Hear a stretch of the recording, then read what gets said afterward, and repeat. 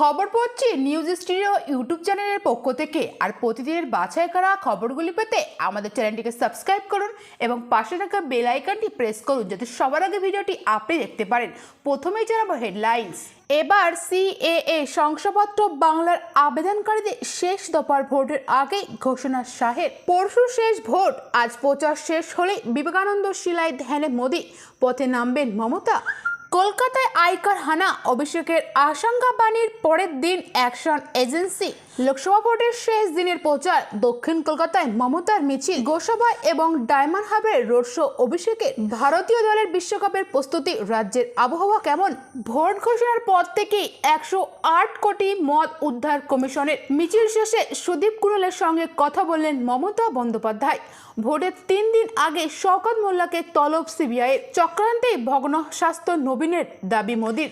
নীতির সঙ্গে পোশাকেও মমতার অনুগামী। যুবর পরে যাদবপুরেও দিদির ভরসা সায়নী। লুঙ্গি ড্যান্স করে গণতন্ত্রের হত্যা কেশপুরে। স্ট্রং রুম পরিদর্শনে গিয়ে মন্তব্য হিরণের। সিনেমা না হলে গান্ধীর কথা কেউ জানতে পারতেন না, মন্তব্য মোদির। জবাবে কি বললেন রাহুল গান্ধী? অভিষেক শুনে নাও, এটা দমদমে সিপিএম বিজেপির গোপন বোঝাপড়া, অভিযোগ আনলেন মমতা। হে ক্ষণিকের অতিথি, এটাই যাদবপুরের ডাক। পরম্পরা ভাঙার সুযোগ নেই এবারও। এখানেই জন্ম মহাতারকার। দমদম থেকে উড়ান কার। সমরেশের বিটি রোডের ধারে এখন 2 ফুলের ভিড়, নিঃসঙ্গ সম্রাট হয়ে লাল। 2 নায়কের যুদ্ধে ঘাটাল দেবভূমি থাকবে কি জানে সিপিএম এর শেষপুর। পদ্ম ছকে রয়েছে মাস্টার প্ল্যান। তৃণমূল সভাপতির হ্যাটট্রিক নিশ্চিত। বিজেপির রহস্যময় ডায়মন্ড শপ। ভোট নজরেও ডায়মন্ড হারবারের মডেল। ঝড়ের কাছে ঠিকানা রাখা মথুরাপুরে মেরুকরণের ঝোঁক। সাগর পাড়ে বাঁধ ভাঙার ভয় কত তৃণমূলের। হাওয়া বদলেই জয় বদলাই জয়নগরে, তাতে তৃণমূলের প্রতিমায় প্রাণ প্রতিষ্ঠা। পদ্মের কাণ্ডারি অশোক তবুও আশায় রয়েছে। পদযাত্রা শেষে সুদীপ কুণালকে ডেকে কথা মমতার, কি বার্তা দিলেন দলনেত্রী? আয় বলতে পেনশন, ক্রাউড ফান্ডিং এ লক্ষ টাকা তুলছেন সিপিএম এর নিরাপদ। শুধু ব্যাংক অ্যাকাউন্টে রাখা ছিল টাকায় সম্বল প্রতিকুর রহমানের। বুথের কাছে টিএমসি ও সিপিআইএম এর অস্থায়ী পার্টি অফিস বন্ধের নির্দেশ আদালতের। ভোটের দিন বৃষ্টি, গণনার দিনও বাংলার বর্ষার আগমন নিয়ে এলো বড় আপডেট। দিনভর আর কি কি বিশেষ খবর রয়েছে জানাবা বিস্তারিত। শুরু হয়েছিল এপ্রিলের 19 তারিখে। একের পর এক দফা পেরিয়ে শেষ দফার ভোট গ্রহণ শনিবার। আজ সেই ভোট প্রচারের শেষ দিন। প্রধানমন্ত্রীর দপ্তর সূত্রের খবর, আজ সন্ধ্যাতে কন্যাকুমারীতে ধ্যানে বসবেন নরেন্দ্র মোদী। এর আগে 2 বার লোকসভা নির্বাচনের প্রচার শেষে আধ্যাত্মিক সফরে বেরিয়েছিলেন তিনি। 2014 সালে লোকসভা ভোটের প্রচার শেষে গিয়েছিলেন কেদারনাথে। 2019 সালে গিয়েছিলেন মহারাষ্ট্রের প্রতাপগড় দুর্গে। এবার তিনি যাবেন দক্ষিণ ভারতে। সারা দেশ ঘুরে তামিলনাড়ুর কন্যাকুমারীতে এসেছিলেন বিবেকানন্দ। মূল ভূখণ্ড থেকে 500 মিটার দূরে একটি শিলায় বসে তিনি ধ্যান করেছিলেন। মনে করা হয় সেখানেই আলোকপ্রাপ্ত হন বিবেকানন্দ। হিন্দু ধর্ম কথিত সেখানে শিবের জন্য তপস্যা করছিলেন পার্বতী। সেখানেই রয়েছে ওই শিলা। ওই শিলার উপর নাকি পার্বতীর পায়ের চিহ্নও রয়েছে। সেই শিলায় ধ্যান মণ্ডপে ধ্যানে বসবেন মোদী। আজ থেকে শনিবার তামিলনাড়ুর কন্যাকুমারীতে ধ্যানে বসবেন প্রধানমন্ত্রী। 2 দিনের মধ্যে ধ্যানমগ্ন হবেন তিনি। দেশের মূল ভূখণ্ডের অদূরে যে শিলার উপর বসে ধ্যান করেছিলেন স্বামী বিবেকানন্দ, সেই ধ্যান মণ্ডপে বসে ধ্যান করবেন মোদী। এই সংক্রান্ত খবর দিকে আজ নজর থাকবে। শনিবার লোকসভা নির্বাচনের শেষ দফার ভোট গ্রহণ। 8 রাজ্য এবং কেন্দ্রশাসিত অঞ্চলের 57টি আসনে ভোট গ্রহণ ওই দিন। ওই দফাতেই ভোট রয়েছে মোদীর কেন্দ্র বারাণসীতে। ভোট রয়েছে বিহার, পশ্চিমবঙ্গ, উত্তরপ্রদেশ, পাঞ্জাব, ঝাড়খণ্ড, হিমাচল প্রদেশ, এছাড়াও রয়েছে উড়িষ্যা ও চণ্ডীগড়ে। এ রাজ্যের 9টি আসন ভোট রয়েছে। কলকাতা উত্তর এবং দক্ষিণ, যাদবপুর, জয়নগর, বসিরহাট, বারাসাত, মথুরাপুর, ডায়মন্ড হারবার এবং দমদমে ভোট রয়েছে আগামী শনিবার। আজ নজর থাকবে দেশ জুড়ে শেষ দিনের ভোট প্রচারের দিকে। শেষ দিনের প্রচারে যাদবপুর থেকে গোপালনগর পর্যন্ত মিছিল করবেন মুখ্যমন্ত্রী মমতা বন্দ্যোপাধ্যায়। আজ যাদবপুর আরবি বাস স্ট্যান্ড থেকে দক্ষিণ কলকাতার গোপালনগর মোড় পর্যন্ত মিছিল করবেন তিনি। এই মিছিলে তার সঙ্গে পা মেলাবেন যাদবপুরের তৃণমূল প্রার্থী সায়নী ঘোষ ও কলকাতা দক্ষিণের প্রার্থী মালার রায়। মিছিলের শেষ সভায় বক্তৃতা করবেন মমতা। লোকসভা ভোটের শেষ দিনের প্রচারে জোড়া কর্মসূচি রয়েছে অভিষেক বন্দ্যোপাধ্যায়ের। আজ তিনি প্রথম জনসভা করবেন জয়নগর লোকসভা কেন্দ্রের গোসাবায়। এরপর অভিষেক যাবেন ডায়মন্ড হারবারে নিজের কেন্দ্রে, সেখানে তার রোড শো রয়েছে। টি-20 বিশ্বকাপ খেলতে আমেরিকায় পৌঁছে গিয়েছে ভারতীয় ক্রিকেটার দল। রোহিত শর্মার নেতৃত্বে কয়েকজন ক্রিকেটার প্রথম দফায় পৌঁছেছিলেন। হার্দিক পান্ডিয়া পরের বুধবার দলের সঙ্গে যোগ দিয়েছিলেন। অনুশীলনও শুরু করে দিয়েছেন রোহিত হার্দিকেরা। পরশু বাংলাদেশের বিরুদ্ধে ভারতের প্রস্তুতি ম্যাচ। আজ দলের সব খবরে নজর থাকবে। ঘূর্ণিঝড় রেমালের প্রভাবে অতি ভারী বৃষ্টি হয়েছে দক্ষিণবঙ্গে। তারপরেই ফিরেছে অস্বস্তি গরম। উত্তরবঙ্গে আগামী কয়েকদিন অতি ভারী বৃষ্টির সতর্কতা জারি করেছে আলিপুর আবহাওয়া দপ্তর। সেই সঙ্গে আবহাওয়া দপ্তর জানিয়েছেন আগামী শনিবার 1 জুন থেকে বৃষ্টি হবে দক্ষিণবঙ্গেও।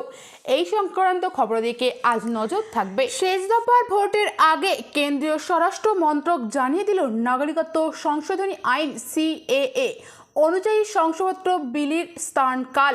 তাৎপর্যপূর্ণভাবে তাতে উত্তর ভারতের হরিয়ানা এবং ঝাড়খণ্ডের পাশাপাশি রয়েছে পশ্চিমবঙ্গের নামও।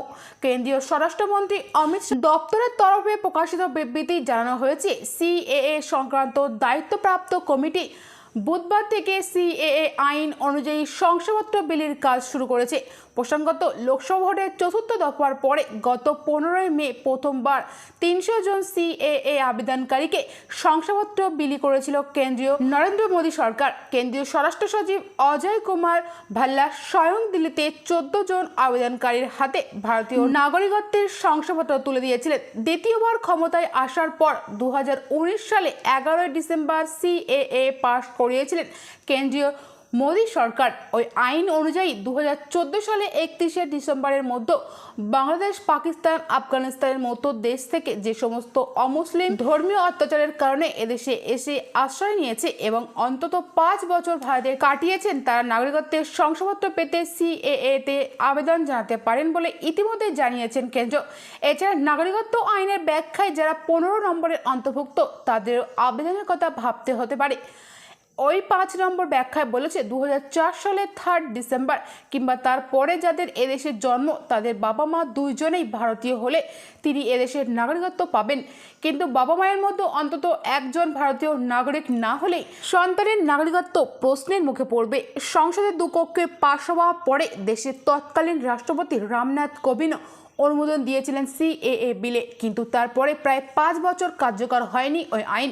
শেষ পর্যন্ত চলতি বছরের 11 মার্চ একটি বিজ্ঞপ্তি নিয়ে আনুষ্ঠানিকভাবে CAA চালু হওয়ার কথা জানিয়েছিল কেন্দ্রীয় সরকার।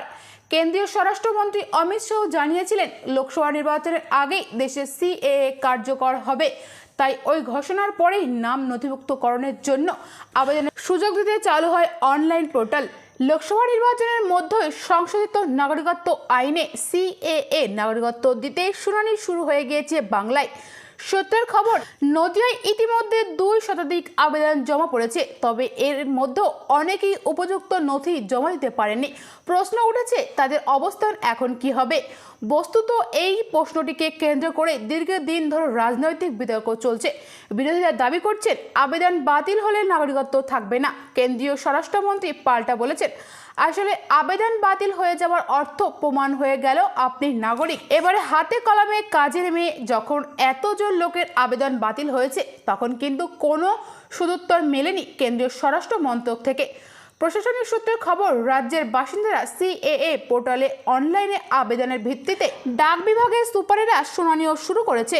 সূত্রের খবর, নদিয়া থেকে এখনো পর্যন্ত 221 জন আবেদন করেছেন। তার মধ্যে মাত্র 35 জন ঠিকমতো নথিপত্র আপলোড করতে পেরেছেন। সোমবার তার মধ্যে 28 জনকে শুনানির জন্য ডাকা হয়েছিল। 24 জন এসেছিলেন।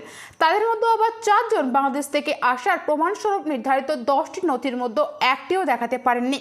তাদের ফিরিয়ে দেওয়া হয়েছে। মঙ্গলবার বাকি 7 জনকে ডাকা হয়। তার মধ্যে 2 জন আসেননি। বাকি 5 জনই বাংলাদেশের নথি দেখাতে পেরেছেন। নদিয়া জেলার ডাক বিভাগের সুপার গৌরাঙ্গ চরণ ভেড়া এদিন বলেন, নির্দেশিকা অনুযায়ী আবেদনকারীদের নথিপত্র খতিয়ে দেখে পদক্ষেপ করা হয়েছে। যারা বাংলাদেশ থেকে আসার নথিপত্র দেখাতে পারলেন না তাদের কি হবে? ডাক বিভাগের সুপার এই প্রশ্নের সদুত্তর দেননি। তবে বিভাগেই একটি সূত্রের দাবি, নথি দেখানোর জন্য তাদের ফের ডাকা হবে। তখনও যদি নথি দেখাতে না পারেন এই প্রশ্নের জবাব মেলেনি।